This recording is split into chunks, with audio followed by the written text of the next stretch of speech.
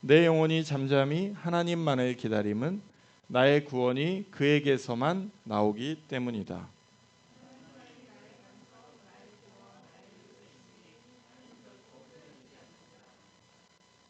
기울어가는 담과도 같고 무너지는 담과도 같은 사람을 너희가 죽이려고 다 함께 공격하니 너희가 언제까지 그러하겠느냐?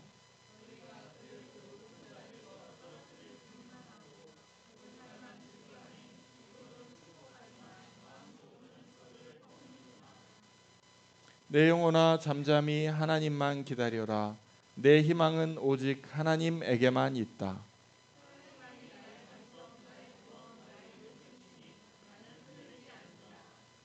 내 구원과 영광이 하나님께 있다.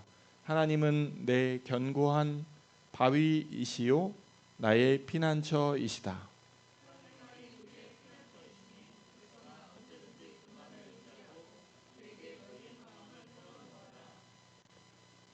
신분이 낮은 사람도 입김에 지나지 아니하고 신분이 높은 사람도 속임수에 지나지 아니하니 그들은 모두 다 저울에 올려놓아도 입김보다 가벼울 것이다.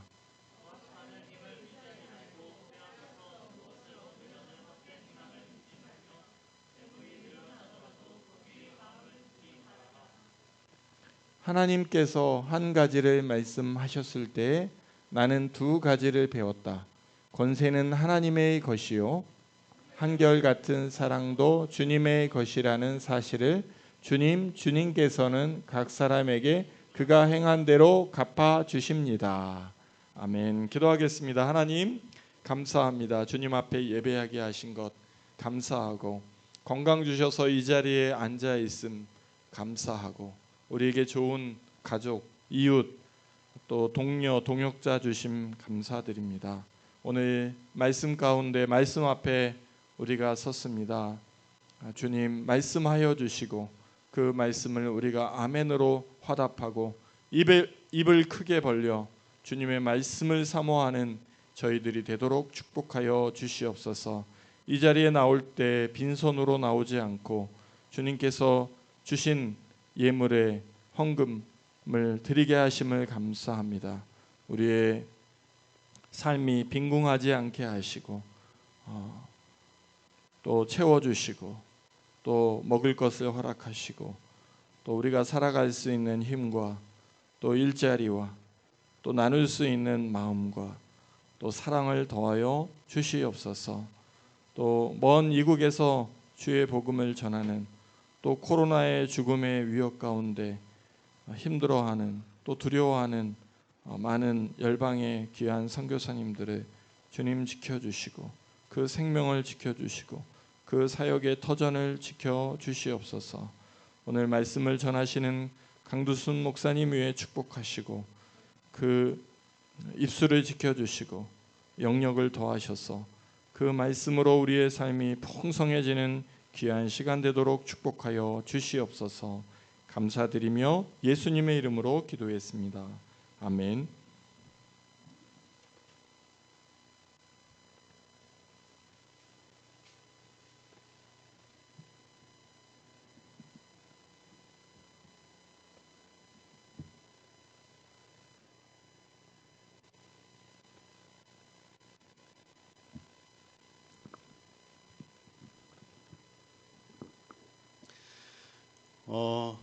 지훈이가 드럼 치는 모습을 보면서 저 20살 때를 생각해 보았어요. 저도 20살 때부터 교회에 드럼 쳤는데 박자를 잘 맞추고 싶었지만 박자를 잘 못 맞추고 그래서 리더자의 그 눈치를 보면서 드럼을 쳤던 그러한 생각이 지훈이의 드럼을 보면서 생각이 들었어요. 그래서 야, 참 우리 은샘이나 우리 지훈이나 예나나 예진이나 크면 뭐라도 하겠다라는 마음이 제 마음에 막 이렇게 다가왔어요. 그래서 용돈을 줘야 되겠다라는 마음이 딱 들었는데 목사님이 지갑을 안 가져왔어. 오늘은 이병수 목사님께서 주시고 다음에는 목사님이 꼭 챙겨가지고 꼭 용돈을 꼭 줄 수 있도록 그렇게 하겠습니다. 네.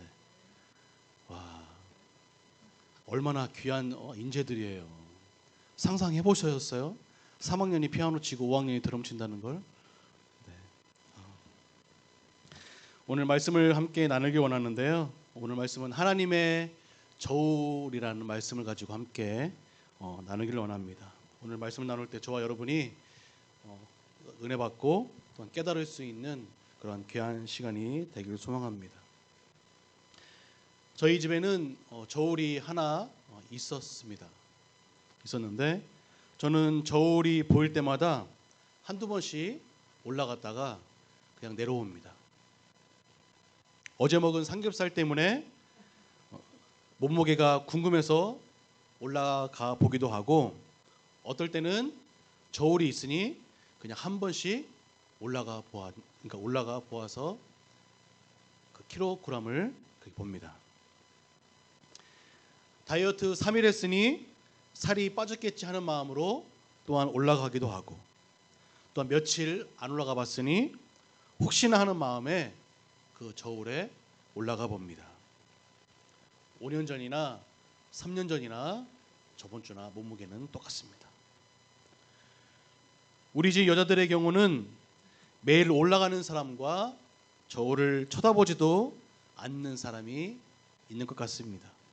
저희 집에는 자그마한 분홍 저울이 몇 년 있다가 무슨 이유인지 몰라도 처갓집에 내려가 있습니다. 올라가기 싫은 분이 시골집에다가 갖다 놓은 것 같습니다. 그 이유는 여러분들이 알 수도 있고 왜 보냈을까 의문을 품는 분도 있을 겁니다. 이렇듯 우리 인생을 살면서 수없이 저울질을 하면서 살 수 있는 것을 우리는 볼 수 있습니다. 몸무게를 재는 것 말고 어느 쪽이 나에게 유리한지, 어느 쪽이 자신을 만족시킬 수 있는지, 어느 쪽이 자기를 성공으로 이끌 수 있는지 저울에 바라본다는 사실입니다. 그리고 선택합니다. 여러분은 어떠합니까? 사람들은 각자의 마음속에 세상의 저울을 하나씩은 가지고 있는 것 같습니다. 물건을 살 때도 그렇고, 대학을 정할 때도, 또한 대학의 전공을 정할 때도, 또한 직장을 들어가길 원할 때도 세상이 정해놓은 커트라인을 가지고 결정을 한다는 거죠. 세상이 좋고 무게가 나간다고 결정하면 그리로 쏠리게 된다는 겁니다. 세상이 가볍다고 결정하면 그쪽은 쳐다도 안 본다는 거죠. 그러고 보면 우리들은 하루에도 수없이 세상과 우리들이 정해놓은 저울에 오르락 내리락 하는 것 같습니다. 세상 사는 울타리 안에서 학교를 자랑하고, 집안 배경을 자랑하고, 생김새를 자랑하고, 우리의 몸매도 자랑을 하고 있다는 거죠. 혹시라도 세상이 정해놓은 그램수에 모자라면 그 그램수를 채우느라고 온갖 방법을 동원해 마치려고 한다라는 사실입니다. 우리나라는 한때 OECD라는 일종의 선진국들만이 모이는 경제협력개발기구라는 모임에 들기 위해서 그 기준에 맞는 몸무게를 가지기 위하여 몸을 불리느라 정신이 없었던 그 시대가 있었습니다. 우리도 선진국이 되었다고 자랑하면서 불어난 몸무게를 더 키우려고 노력을 했다는 거죠. 몸무게를 계속 불리던 어느 날 우리나라의 몸에 이상이 생깁니다. 처음에는 진찰도 받지 않으려고 했습니다. 우리는 언제나 건강했고 세계에서 제일 건장한 나라들만 모이는 모임에 낄 수 있었다는 사실만 내세우려고 했습니다. 그러다가 나라의 몸이 너무 좋지 않아 진찰을 해보니 뜻밖에도 영양 실조라는 병에 걸리고 만 것이죠. 그래서 IMF라는 외국에서 돈을 빌려 쓰지 않으면 우리나라가 망하는 뼈만 앙상한 경우를 당하게 된다는 거죠. 당하게 됐다는 거죠. 영양실조를 막기 위해서 외부에서 돈을 지원받지 않으면 쓰러져 죽을지 모르는 경우가 되고 말았다는 겁니다. 우리 몸이 이렇게 큰 병에 걸려 있는지도 모르고 우리는 계속 몸을 불리고 있었던 사실입니다. 몸이 커지긴 커졌는데 영양가 있는 음식을 골고루 섭취를 아니한 이유에 때문인지 우리의 몸은 점점 커졌지만 우리의 몸이 건장하다라고 생각을 했지만 우리 몸속으로는 잔뜩 병이 들어서 퉁퉁 붓고 있었다는 사실이죠. 그게 우리나라의 실정이었습니다. 그래서 언뜻 보면 건강해 보였는데 사실은 중병에 걸려 있었다는 겁니다. 사랑하는 성도 여러분, 세상의 저울은 우리를 속일 수 있다는 것을 명심하시기 바랍니다. 젊은 분들은 잘 모를 수 있지만 어느 저울을 보면 추를 달아서 그 몸무게를 재는 그 그램수를 재는 것이 있었습니다. 또한 어떤 사람은 그 저울에 추를 살짝 더 달아서 그램수가 더 나가게 속이는 것을 볼 수 있었죠. 어떤 사람은 남이 보지 못하게 그릇 밑에 무거운 추를 달아서 그램수를 올리는 경우도 있었습니다. 저울이 아니더라도 TV 뉴스에 보면 주유소에 저울을 그렇게 속여서 기름이 조금 넣고 많이 들어간 것처럼 속이는 그런 뉴스도 심심찮게 우리는 보았습니다. 우리가 살고 있는 이 세상은 잘못된 저울을 가지고 사람들을 유혹하고 있다라는 사실입니다. 그렇듯 하게 보이는 사람을 모델 삼아놓고 그 사람을 닮아가게 만든다는 거죠. 그 사람이 곧 저울이 됩니다. 그래서 그 사람이 그 사람처럼 되어야 하겠다. 그 사람처럼 되지 못하면 마치 모자라는 사람처럼 여기게 된다는 거죠. 그러나 우리는 그것이 얼마나 우스운 것인지 우리는 다시 한번 깨달아야 한다는 겁니다. 성경을 보니 오늘 2절 말씀에 이렇게 말씀하고 있습니다. 하나님만이 나의 반석, 나의 구원, 나의 요새이시니 나는 결코 흔들리지 않는다라고 말씀하고 있습니다. 세상이 주는 저울은 눈에 보이는 저울입니다. 그럴듯합니다. 순간의 유혹에 우리의 영혼까지 뺏기게 된다는 거죠. 하지만 성경은 말씀하고 있습니다. 하나님만을 바라볼 때 우리는 결코 흔들리지 않는다라고 말씀하고 있습니다. 나의 반석 되신 주님께서 우리 중심을 잡아주시고 나의 구원 되시는 주님께서 천국 백성 되게 하셨기에 우리는 결코 세상 저울에 흔들리지 않아야 한다는 사실입니다. 하지만 우리는 이 세상에 살고 있기에 세상이 정해놓은 저울대로 가지만 그 저울이 나를 속이고 우리는 속였다고 좌절하고 그 좌절 가운데 우리의 생을 마감하려고 하는 저울이 고장났다 싶어 다른 저울로 옮겨가려고 한다는 사실입니다. 우리가 정해놓은 저울이 마음에 들지 않는다면 또 다른 저울로 옮겨가고 그 저울이 또 마음에 들지 않는다면 세상에 정해놓은 저울에 다른 저울로 계속 옮겨간다는 사실입니다. 세상이 정해놓은 저울에 우리는 쳇바퀴 돌듯 계속 우리의 인생이 반복되는 삶으로 계속 돌아간다는 사실입니다. 세상 사람들은 우리가 높은 자리에 있다면 4절에 말씀하고 있습니다. 그를 높은 자리에 떨어뜨릴 궁리만 하고 거짓말만 즐겨하니 입으로는 축복하지만 마음속으로는 저주를 퍼붓는도라고 우리에게 말씀하고 있다는 겁니다. 이게 바로 세상 사람들이 가지고 있는 다른 저울입니다. 예수 그리스도라는 저울을 가지고 있는 우리는 5절에 말씀하고 있습니다. 내 영혼아 잠잠히 하나님만 기다려라. 내 희망은 오직 하나님에게만 있다라고 우리에게 말씀하고 있다는 겁니다.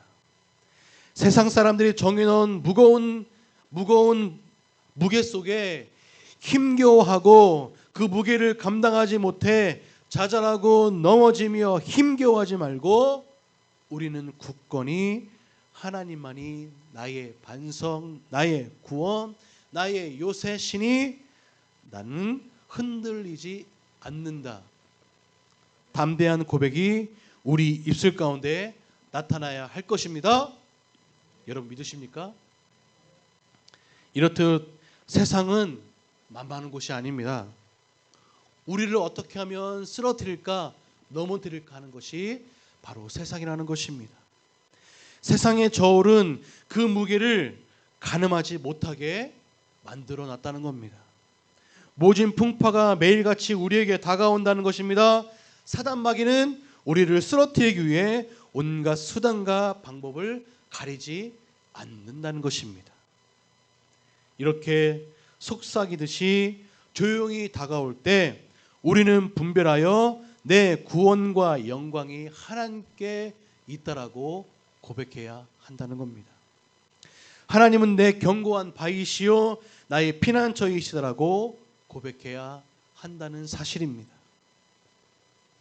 9절 말씀에 신분이 낮은 사람도 입김에 지나지 아니하고 신분이 높은 사람도 속임수에 지나지 아니하니 그들을 모두 다 저울에 올려놓아도 입김보다 가벼울 것이다라고 말씀하고 있습니다. 여러분, 우리의 입김을 저울로 달 수 있을까요? 입김을 저울로 잰다면 그 무게가 얼마나 될까요? 여러분, 우리의 마음을 저울로 잴 수 있을까요? 세상에서 가장 중요한 것이 생명인데 이 생명을 저울로 무게를 잰다면 그 무게가 얼마나 나갈까요? 여러분 혹시 재보셨습니까? 사람들은 세상의 저울에 자신의 달려 군수를 나가는 것만을 추구하다가 정작 나를 돌아볼 하나님의 저울이 있다라는 사실을 까맣게 잊고 산다는 사실입니다. 목욕탕에 가서 100kg밖에 잴 수밖에 없다면 하나님의 저울은 그 어떤 것을 올려놓아도 그 저울은 고장나지 않는다는 사실입니다. 하나님의 저울은 그 무거운 무게를 무엇이든지 잴 수 있다는 사실입니다. 입김도 잴 수 있다는 사실입니다. 인간의 죄도 잴 수 있습니다. 인간의 삶도 하나님은 잴 수 있다는 겁니다. 내 미움의 무게는 얼마가 되는지, 내 사랑의 무게는 얼마가 되는지, 내 마음속에 있는 욕심의 무게는 얼마가 되는지, 내 교만의 무게는, 내 인격의 무게는, 그리고 내 믿음의 무게는, 내 꿈의 무게도 잴 수 있다는 사실입니다.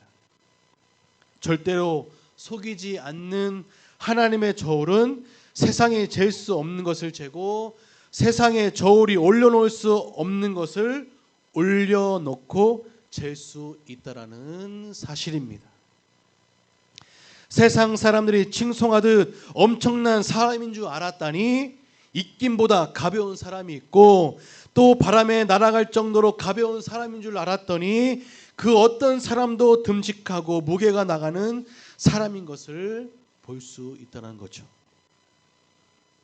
똑같이 희망이라는 이름을 가졌는데 하나님의 저울로 달아보니 하나는 헛된 희망이었고 다른 하나는 모든 이들에게 절대적으로 필요하고 소망을 주는 것임이 드러나는 것을 우리는 볼 수가 있다는 거죠. 여러분, 바로 이런 하나님의 저울에 오늘 나를 올려놓으면 어떨까요? 누구도 속일 수 없고 속이지도 않는 이 저울. 이 저울이 있다는 것만 생각해도 우리의 삶은 변하게 될 것입니다. 사람들이 속이는 세상의 저울만 보다가 하나님의 저울이 있다는 것을 마음속에 깨닫게 되면 그 마음속에 새로운 세상이 열리게 된다는 사실입니다. 너무 무거워서 어떻게 할 수 없었던 죄의 무게가 입김보다 가볍게 사라지는 것을 우리는 경험하게 될 수 있다는 겁니다. 너무나 하찮게 생각되었던 일들이 하나님의 저울에 달아보니 그 속에 담겨진 것이 너무나 가치 있고 무게가 있는 것을 깨닫게 될 것입니다. 오늘 말씀에 시편 기자는 이야기합니다. 나의 영혼이 잠잠히 하나님만을 기다림은 나의 구원이 그에게서 나오기 때문이다. 하나님만이 나의 반석이요 나의 구원이요 나의 요새이시니 나는 결코 흔들리지 않는다. 그러므로 여러분, 우리는 결코 사람의 지혜나 힘을 의지해서는 안 된다는 사실입니다. 헛된 희망을 믿고 탐욕을 키우는 일을 우리는 그만두어야 한다는 겁니다. 성경은 그것을 어리석은 것이라고 말씀하고 있다는 겁니다. 성경은 거기에 마음을 두지 말라라고 이야기하고 있습니다. 하나님이 허락하시는 것이 아니면 우리가 하고 있는 모든 일이 우리를 실패하게 할 수 있다는 겁니다. 아무리 노력해도 소용이 없습니다. 하나님께서 도와주시고 하나님께서 지혜 주셔야지만이 만일 하나님이 허락하신 일이라면 그것이 혹이나 고난의 길이라 할지라도 귀한 열매를 맺을 수 있다라는 사실입니다. 하나님께서는 한 가지를 말씀하셨을 때에 나는 두 가지를 배웠다라고 말씀하고 있습니다. 오늘 읽은 말씀에 다 나온 이야기입니다. 그 깨달음이 있을 때 우리는 진정한 하나님의 저울을 조금이나마 감당할 수가 있다라는 사실입니다. 사랑하는 여러분, 하나님의 저울을 우리는 생각해야 할 것입니다. 아무리 세상이 정해놓은 저울이라 할지라도 그 저울을 우리가 감당한다 할지라도 하나님이 주신 저울을 우리는 감당하지 못하지만 하나님께서 허락하신다면 그 저울을 우리는 감당할 수가 있습니다. 지금까지 가지고 있는 세상의 저울, 세상의 기준을 이젠 뒤로 하고 하나님의 저울을 우리는 달아보아야 한다는 겁니다.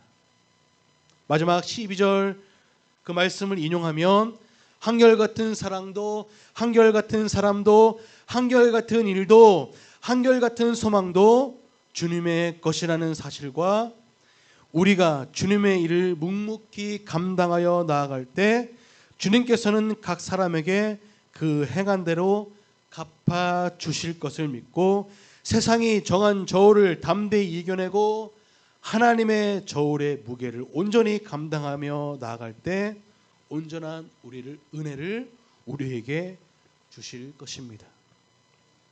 주님의 것 내가 달리는 날 내 무게가 하나님께서 보시기에 흡족하실 만한 무게를 우리는 갖고 있어야 할 것입니다.